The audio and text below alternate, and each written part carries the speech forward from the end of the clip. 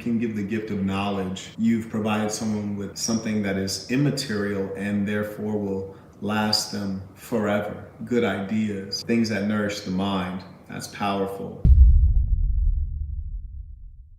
Peace to the saints. Today's topic is the science of joy and happiness. The reason I say science is because human beings are fairly predictable creatures, which means that if you are to have joy or happiness on a consistent basis, this is something we can actually plan out and make sure that we've provided for it instead of hoping it shows up. And so few of us are consistently happy, right? Let's be real. You go into a restaurant and you notice your waiter or waitress is unpleasant.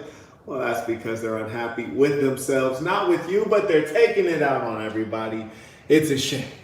I was just recently reviewing some notes from a book that I read some time ago, in fact, in my early 20s. And the book is entitled Joy, Expanding Human Awareness.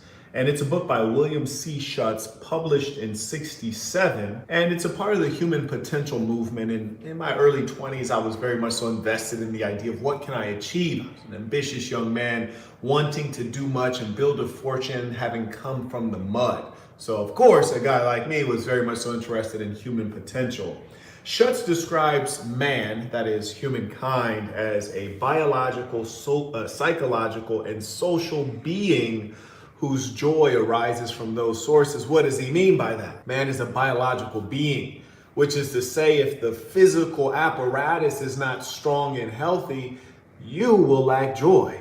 We know this on a scientific level. When you exercise, you feel endorphins. These positive neurotransmitters make you feel better, which is why within the SASN, we say start your day with exercise. Exercise is prayer. And if you remember at patreon.com/TheSaintandTheSinner, I just posted up my exercise routine, 3 different routines that I do and switch off on. One of them is the rest day, which is actually not a no workout day. It's a lighter workout. You dig, we go hard out here.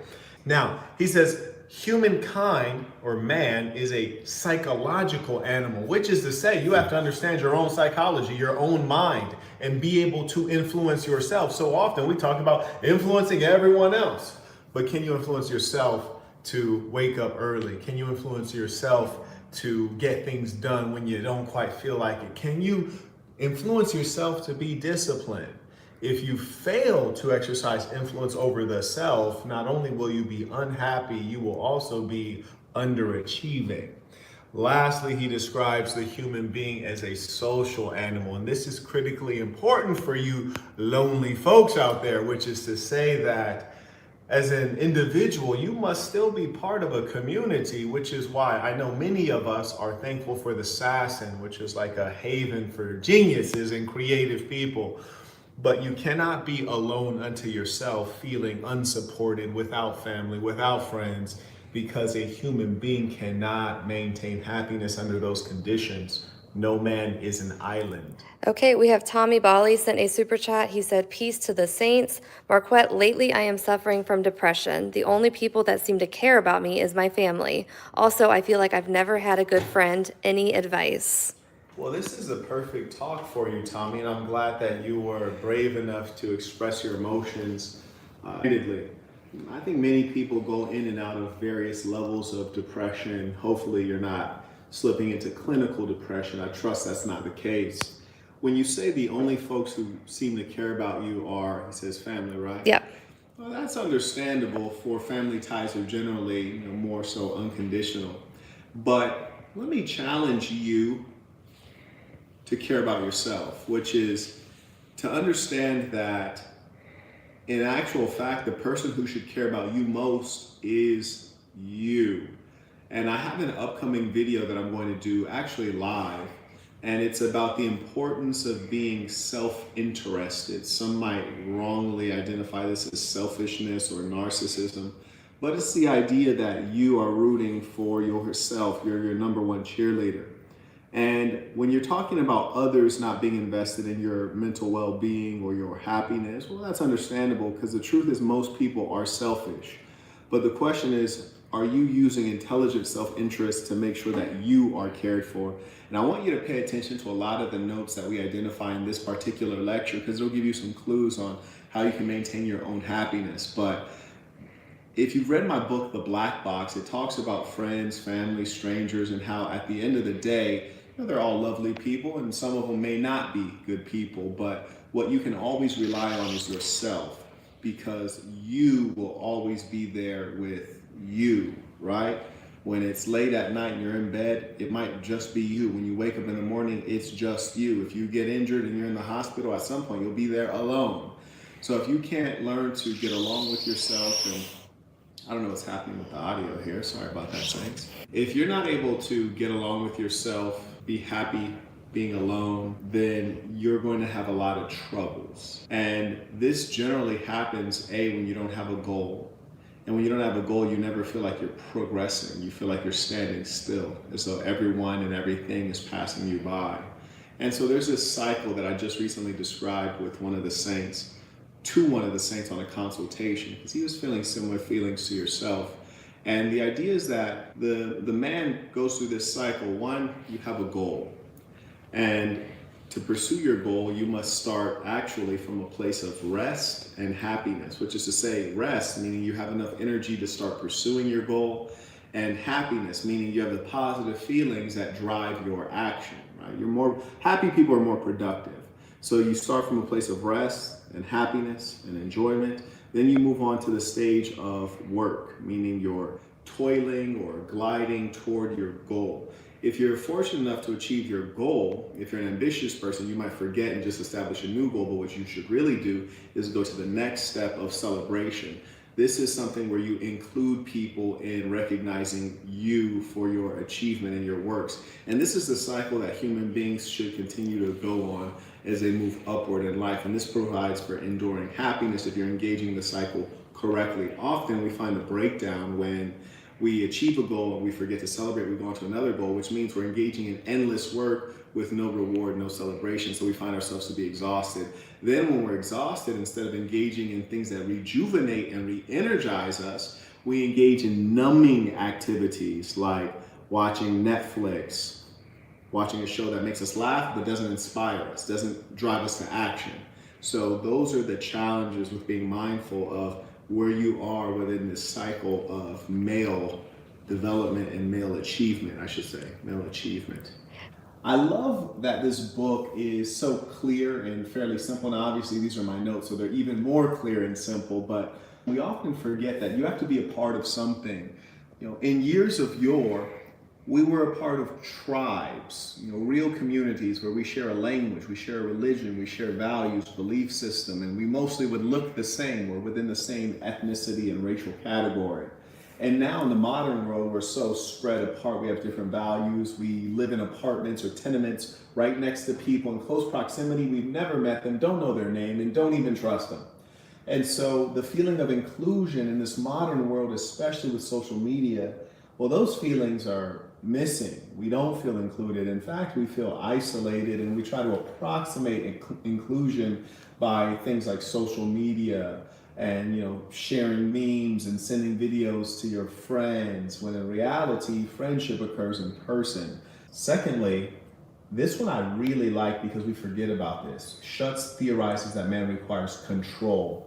And this is something that men have various levels of depending on their income, their job, their family position, and their societal standing. But we all require some level of control, especially as the male human. And sometimes you'll find that you go into a particular business and someone who is essentially powerless is trying to exert a level of control that they actually don't have.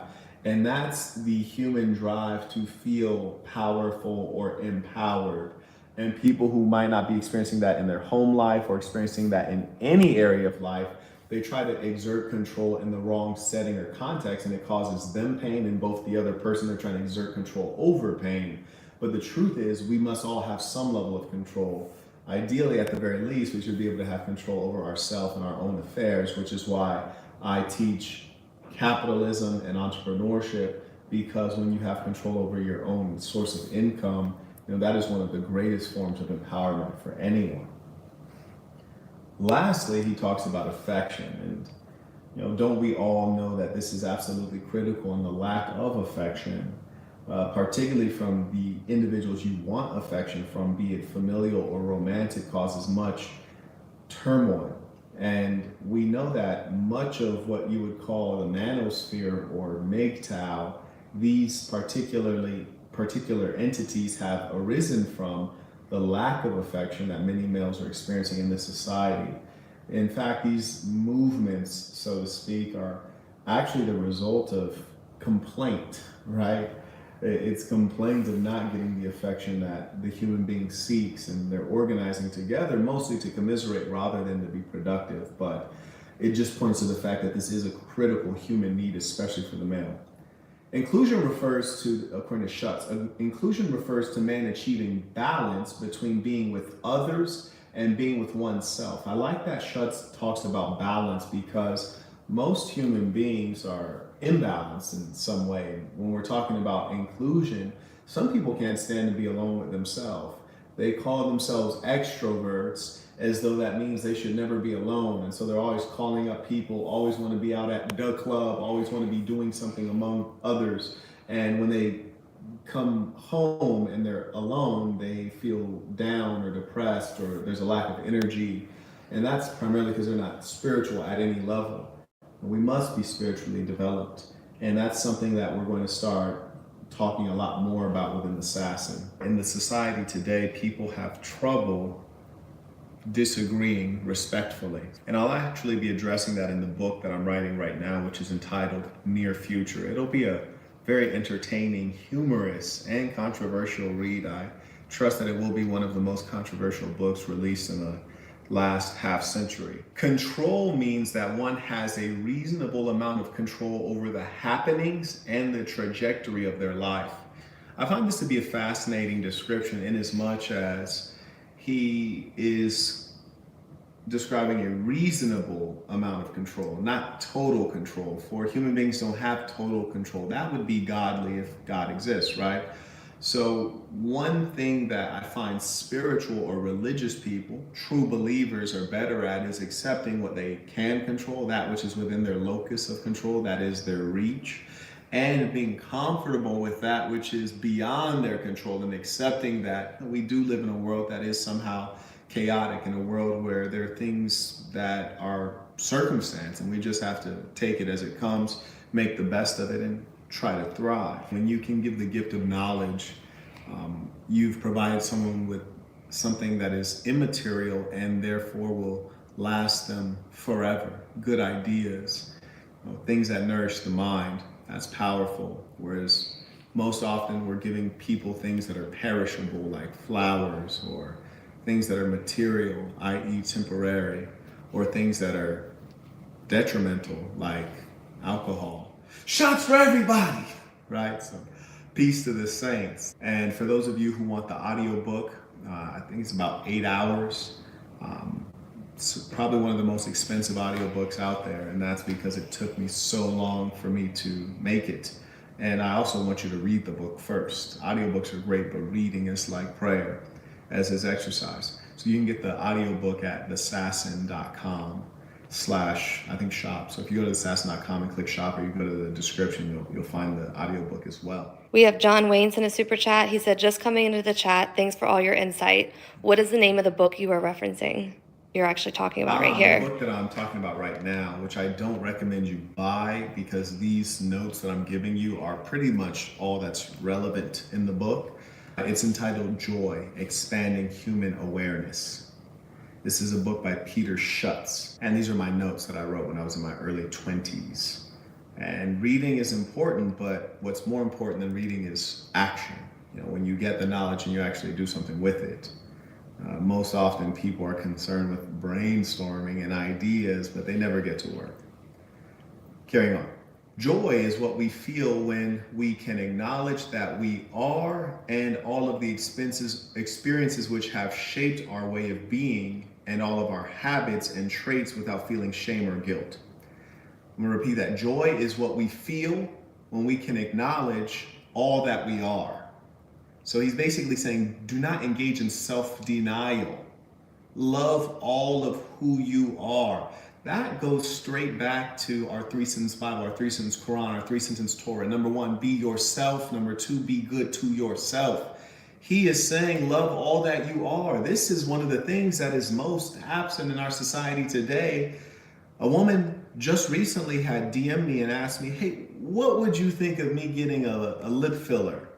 I had looked at this woman's face many times. It never crossed my mind that she should have any work done. She's a pretty good looking woman. And surely I hadn't looked at her lips and thought anything about them. But the fact that one would look in the mirror and be so viciously self-critical, trying to impress who, right? I don't know. But we're in a society where we think we're not good enough, when in fact, often we are. So having accurate self-perception is good, but accepting all that we are is even better. None of us are perfect, for that is the nature of being a human being, and you will be much more happy when you accept who you are. And that's why so often individuals in this sick society are quick to call others narcissists when they find that others are satisfied with themselves. And that's because they are jealous of the fact that you are content, you have peace, and they don't. Joy is what we feel when we can acknowledge all that we are and all of the experiences which have shaped our way of being, which is to say that, yes, in part you are the result of your genetics, and another part you are also the result of your experiences, all of which are relevant and build up to who you are. And in my book, The Black Box, I describe a professor I had at Berkeley. And there's a situation in which he was feeling inferior. He was among other professors at this elite institution, and he tried to make it sound like he had studied at Harvard to get his PhD, when in actual fact it was Howard and HBCU, a historically black university, which is less prestigious. But he tried to make it sound like he had studied at Harvard. He was not honoring the experiences that had shaped him. And in doing that, you're hiding. And in hiding, you're living in fear. And in experiencing fear, you surely cannot be happy at the same time as you are fearful.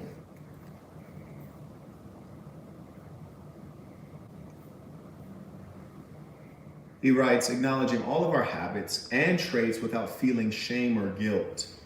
Now, this is something that we have to be critical of today, because this is a shameless society. We say, oh, don't fat shame, as though being fat is not shameful. It's disgusting. We say, don't slut shame, as though being promiscuous is an admirable quality. It's actually a quality that leads to death and destruction. So shame and guilt are important, but what I believe Schutz is pointing to is the idea that you should not be ashamed or guilty about who you really are. You should be real about who you really are, your merits and your shortcomings. Schutz continues, well, these are my notes, so I continue. Happiness cannot coexist with fear. And often on my consultations, once I peel back the layers with someone, whatever situation they're describing, whether it's a relationship, romance, it's a familial situation, it's a business situation, often we peel back the layers and find that fear is at the root. And I always ask them, what would you do if you weren't scared? What would you do if you were a millionaire? What would you do if you weren't worried? Which is to say, when you're a healthy, happy human being and you're not trying to dodge an unfortunate possibility, what would you do? So what I'm saying is, be brave, be fearless, go forward like a fearless lunatic. And in doing that, you get the best outcome, but you'll also be happy. He writes, happiness cannot coexist with fear. Fear of punishment, fear of failure, fear of success, fear of retribution. It all must go. I wrote this obviously, but fear of success. Do you realize some people are scared of being successful? This is paradoxical, but they're scared of being successful because when you don't believe that you are worth anything, you don't have self-worth, you don't think that you're an important person or you're destined to have good things, you will have fear of success. You will self-sabotage to make sure that you don't get the promotion. You will self-sabotage and let people overlook you for a promotion. You will fail to talk to that woman who's right there next to you because you don't think you're good enough, when in actual fact you could have had her. But you have fear of success.